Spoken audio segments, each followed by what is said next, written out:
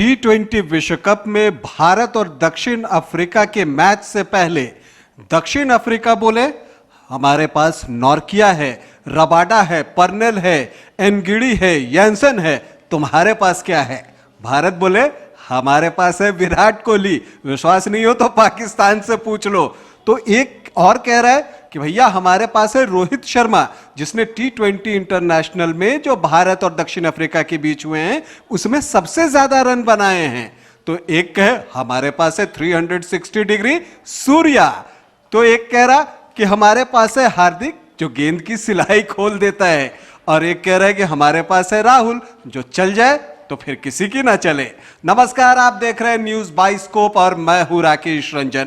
भारत और दक्षिण अफ्रीका के बीच रविवार को एक बहुत ही महत्वपूर्ण मुकाबला होना है, और ये जो मुकाबला है वो साउथ अफ्रीका की पेस बैटरी के खिलाफ भारत के जो बैटर्स हैं, कमाल के बैटर्स हैं, उनके बीच एक जंग होने जा रही है। यह भारत पाकिस्तान का जो मैच हुआ था जहां पाकिस्तान के तेज गेंदबाज और भारत के बैटर थे, उससे भी बड़ा यह मुकाबला है, क्योंकि मुकाबला पर्थ में हो रहा है जहां दुनिया में सबसे ज्यादा पिच में उछाल पाई जाती है। वहां गेंद को बाउंस मिलेगा, गेंद में तेजी होगी, तो यह मुकाबला और भी रोचक, रोमांचक हो जाएगा।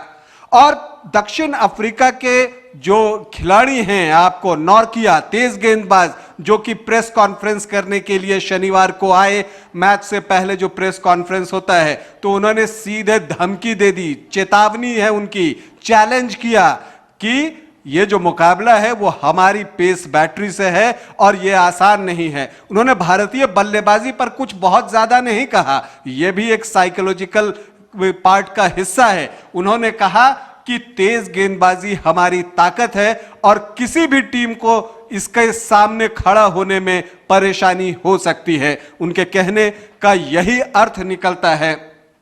उन्होंने कहा कि हमारी पेस बैटरी जो है वो बेहद मजबूत है और हम इसके लिए बिल्कुल तैयार हैं पूरी तरह से।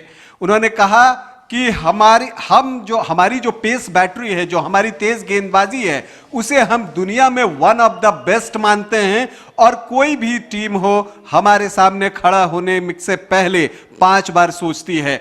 उन्होंने ये भी कहा कि हमारी गेंदबाजी में वैरायटी है, रबाडा हैं, एनगिडी हैं, तो पर्नेल और जॉनसन लेफ्ट हैंडर हैं। उन्होंने ये भी बताया कि खुद उनके पास गति है, तो कुल मिलाकर उनकी तेज गेंदबाजी में एक वैरायटी है। तो दूसरी तरफ अगर आप देखें तो जो उन्होंने ये भी कहा कि हमारे पास 2 यंग स्पिनर्स भी हैं, केशव महाराज और शमसी की वो बात कर रहे हैं। तो उन्होंने एक तरह से चैलेंज दे दिया है भारतीय टीम को, भारतीय बैटर्स को। उसके बाद प्रेस कॉन्फ्रेंस जो है शनिवार को भारत की ओर से भी किया गया। भारत के बल्लेबाजी coach Vikram Rathore press conference लेने आए, और उन्होंने भी हालांकि ये जरूर कहा कि मैंने सुना नहीं है कि पर्नेल ने किस तरह का चैलेंज हमें दिया है, मैंने उनका प्रेस कॉन्फ्रेंस सुना नहीं है, लेकिन मुझे लगता है शायद उन्हें कुछ कुछ पता था। तभी तो उन्होंने कहा कि जैसा ग्रुप ऑफ बैटर्स हमारे पास है, मतलब जिस तरह के बैटर्स हमारे पास हैं, कहने का सीधा मतलब कि हमारे पास राहुल हैं, रोहित हैं, आपको विराट हैं, सूर्या हैं, हार्दिक हैं, तो उनका कहने का अर्थ यह है कि जैसे ग्रुप ऑफ बैटर्स हमारे पास हैं उसमें कोई पेस बैटरी हमें परेशान करेगी, ऐसा मुझे लगता नहीं। तो भारत के बल्लेबाजी कोच को यह पूरा विश्वास है, आत्मविश्वास है कि जो भारत के बैटर्स हैं वो दक्षिण अफ्रीका के तेज गेंदबाजों पर भारी पड़ेंगे। हालांकि उन्होंने ये कहा कि ये 200 का विकेट नहीं है, तो इस पर 200 रन नहीं बनेंगे, लेकिन उन्होंने ये जरूर कहा कि जिस तरह का बंच है हमारे पास बैटर्स का, उसे कोई तेज गेंदबाजी यूनिट परेशान कर दे, ऐसा मुझे नहीं लगता। विक्रम राठौर से और भी बहुत सारी चीजें पूछी गई, उनसे प्लेइंग 11 के बारे में पूछा गया, तो बहुत ही स्मार्टली उन्होंने जवाब दिया कि देखिए पर्थ में जो संडे को हमारा मैच है वो दूसरा मैच है, तो हम पहला मैच देखेंगे और जब पहला मैच कंप्लीट हो जाएगा उसके बाद ही तय करेंगे कि हमारा प्लेइंग 11 क्या होगा, उसी के अनुसार हम फेर बदल करेंगे। हालांकि उन्होंने केएल राहुल के बारे में लगभग क्लियर कर दिया है कि केएल राहुल जो है रविवार को भारतीय पारी का आगाज करेंगे कप्तान रोहित शर्मा के साथ। उन्होंने कहा कि हाँ, राहुल ने कुछ मैचों में भले रन ना बनाया हो, लेकिन प्रैक्टिस मैच में उनका रन रहा है और ये बात है कि वो क्लास के बल्लेबाज हैं, तो उनसे हमारी उम्मीदें जो हैं वो बंधी हुई हैं। इसके अलावा अगर हम कहें तो विक्रम राठौर से जब ये पूछा गया कि जब सप्ताह भर पहले भारतीय टीम ऑस्ट्रेलिया आई थी तो पर्थ को ही अपना डेरा बनाया था और वहीं पर टीम ने लगभग एक सप्ताह तक अभ्यास किया था, प्रैक्टिस किया था, उसका क्या फायदा मिलेगा। उन्होंने कहा कि देखिए उसका तो फायदा मिलेगा ही, और उन्होंने एक बात और कही, क्योंकि देखिए जब ये प्लान बन रहा था कि हम पर्थ को अपना बेस बनाएंगे तो ये बात भी हमारे दिमाग में थी कि एक बहुत ही इंपॉर्टेंट मैच जो है T20 विश्व कप का हमारा, वो पर्थ में होने वाला है। तो यहाँ के बाउंस से खुद को अडॉप्ट करने की हमारी कोशिश थी और उन्होंने कहा कि उसका फायदा टीम को जरूर मिलेगा। तो मुकाबला जो होना है वो दक्षिण अफ्रीका के तेज गेंदबाज और भारत के क्लास के बैटर्स के बीच होना है। यह मुकाबला संडे को खेला जाएगा, दिन का दूसरा मैच होगा।